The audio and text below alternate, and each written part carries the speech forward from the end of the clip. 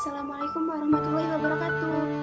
Perkenalkan, nama saya Oktandriani. Saya dari kelas 12 IPS 1. Di sini saya akan menjelaskan tentang kisah Nabi Ismail alaihissalam yang menemukan air Zam-Zam. Selamat mendengarkan. Ketika Nabi Ibrahim alaihissalam hendak pergi, Siti Hajar pun mencoba menahannya dan berkata, "Wahai Ibrahim, kemana engkau hendak pergi? Apakah engkau akan meninggalkan kami di sini tanpa bekal untuk mencukupi kebutuhan kami?" Nabi Ibrahim pun tidak menjawab dan tetap beranjak pergi. Lalu Siti Hajar pun kembali bertanya, "Apakah Allah yang memerintah kamu melakukan hal ini, wahai Ibrahim?" Nabi Ibrahim pun menjawab, "Ya, Allah lah yang memerintahkanku." Siti Hajar pun kembali berkata, "Kalau begitu, Allah tidak akan membiarkan kami." Mendengar jawaban Siti Hajar, Nabi Ibrahim pun akhirnya pergi dari tempat itu.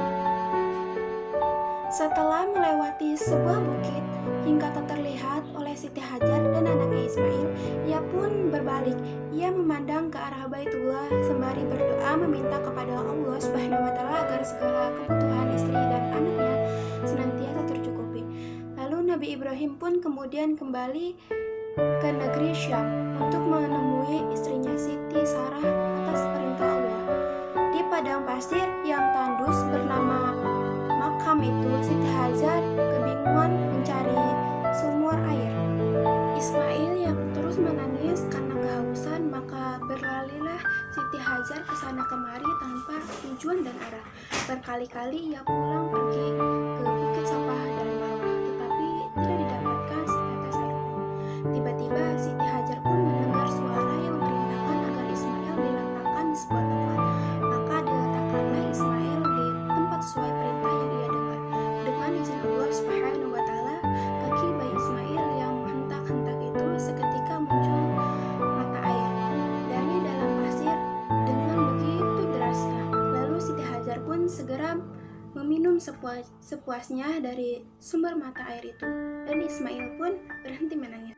Tak lama kemudian, mata air itu makin berlimpah. Jibril pun berkata kepada air itu, "Zam-Zam," yang berarti berkumpullah. Maka dengan izin Allah Subhanahu wa taala, mata air itu sampai sekarang. Mata air itu tidak berhenti mengeluarkan air dan dapat kita kenal dengan sebutan air Zam-Zam. Peristiwa berlarinya Siti Hajar antara Bukit Safa dan Marwah dalam mencari sumber air akhirnya dijadikan salah satu rukun haji yang dinamakan sa'i. Para muslim menjalankan ibadah haji diwajibkan berlarian kecil sebanyak 7 kali antara kedua tempat itu. Kemudian datanglah rombongan khalifah Arab dan suku Zurham yang sedang kehausan dan mencari air sampai di kota Makkah.